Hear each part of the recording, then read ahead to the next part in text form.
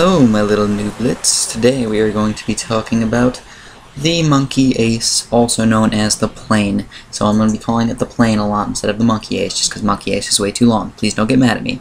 Now, first of all, where should you put the monkey ace? You can put the monkey ace.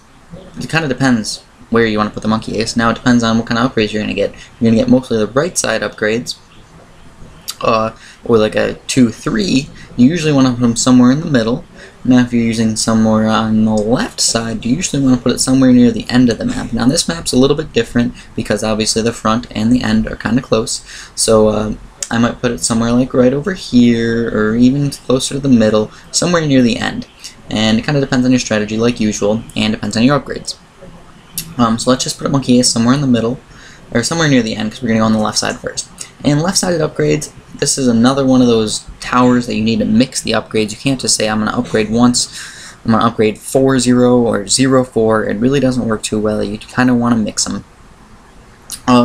So first of all, just a regular plane, is it effective? Not really. I mean, it depends on where you are in the game, but you definitely don't want to use like a 0-0 plane trying to just get a lot of pops. Now this guy has a lot of popping power. That's the good thing about him. The bad thing about him is he has a lot of inaccurate popping power. So if you could have like one red balloon just magically like fly by the entire game. Now it won't happen all the time, but you could just have this red balloon just magically go through the entire level and not get popped. See how it just keeps missing? Okay, it finally hit it.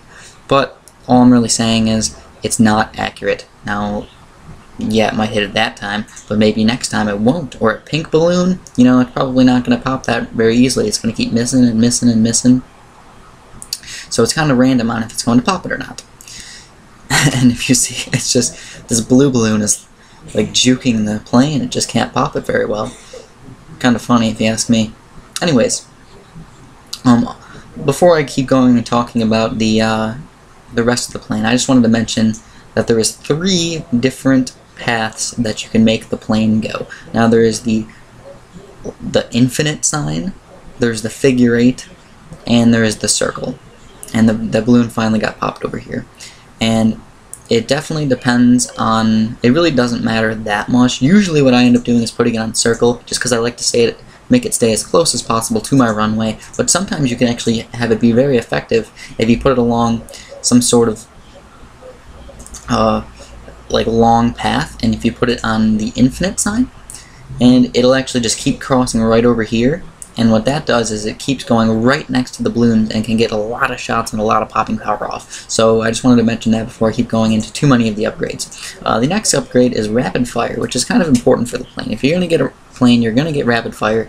I don't know exactly how much faster it shoots, but it does shoot faster, and it does actually make it more effective. Now if you guys want to tell me the numbers in the info or in the comments, you can, go ahead. But I definitely think it's more important to understand the concept of how much faster and how much money you're getting for what you're getting, instead of just knowing the numbers. Now the numbers can somewhat help.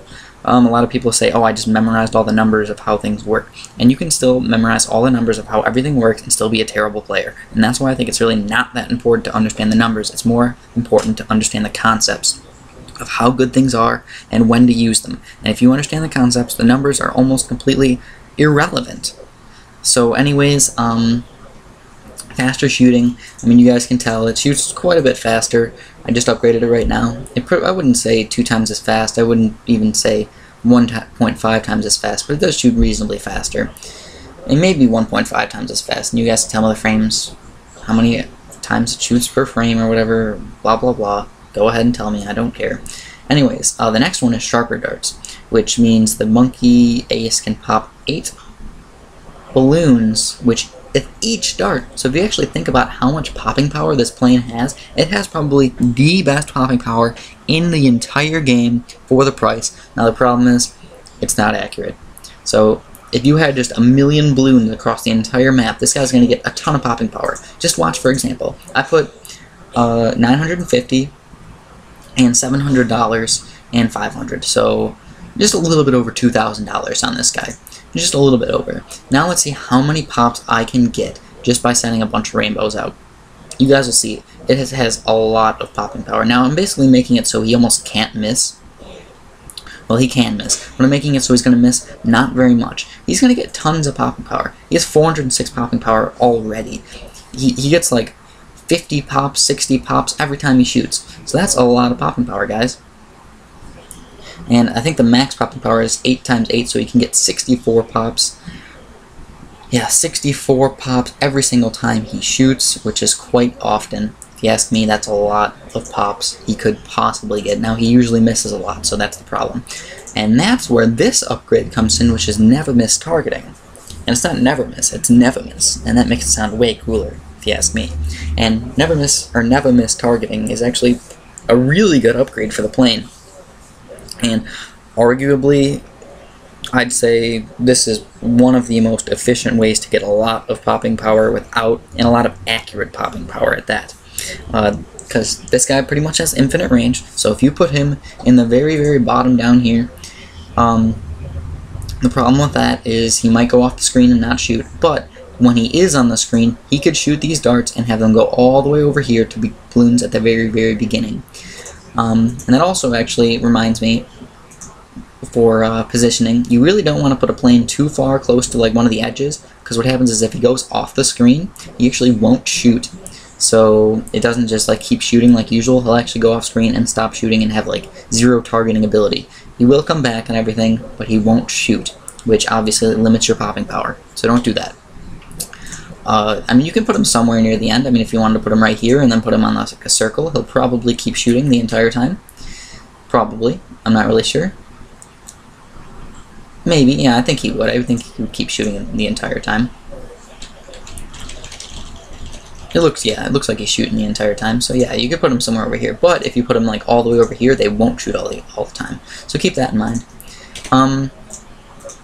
And let's get back to this guy. This is the 3-0 upgrade. So this is never miss targeting, and this has 64 pops, possibility still, but it's going to seek out the balloons and shoot them pretty much no matter what. And now the problem with this one is that if you have it like sort of towards the front of the map, what can happen is if you get some pink balloons coming down, the darts are faster than the pink balloons, which the pink balloons are the fastest balloons in the game, but sometimes the pink balloons can just kind of outrun the darts, which is not good. That's not what you want. And then they can, before he catches up, they can go off the screen, which is not good, especially on some of the maps where you don't have the beginning right next to the end. And it's kind of important. So what you usually want to do is, especially with this guy, put him somewhere near the end of the map. And now, like I said, this map's kind of a bad choice to show you like the end of the map. But just put them more towards the end of the map. And that also is kind of important for the Specter as well. So if you're going to get this 3-0 plane, you probably want to get the Specter anyways. You're probably saving up for the Specter because it's a good upgrade, but you're probably going to put it in the end anyways. And the Specter's good for the end, and the never miss targeting is good for the end.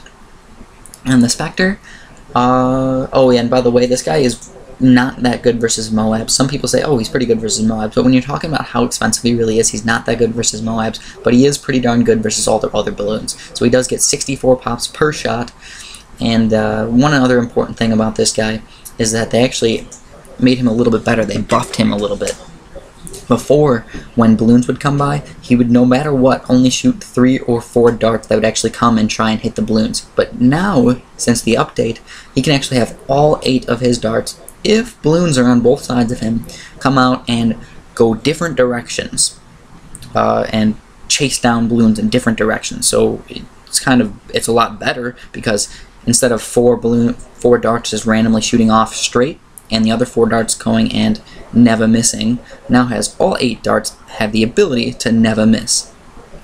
Which leads us to the Specter. And now the Specter is really not that good versus Moabs. It's arguably decent versus Moabs, but it's really not that good versus Moabs. But it's very unbelievably good versus everything else. Now level 76, 78, Specter is going to stop all those ceramics, no problemo. You'll have 0 problems with anything under Moabs.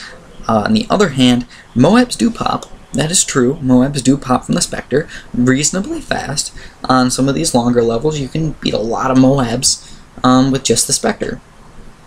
Also, Moabs that are right next to each other are good too. The problem is that he doesn't know really where to shoot, and he'll actually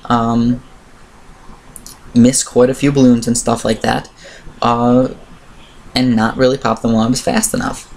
Especially if you put like Moabs kind of like this, where they're not right next to each other. He's going to keep aiming different sets of Moabs, and he's not going to pop nearly any of them.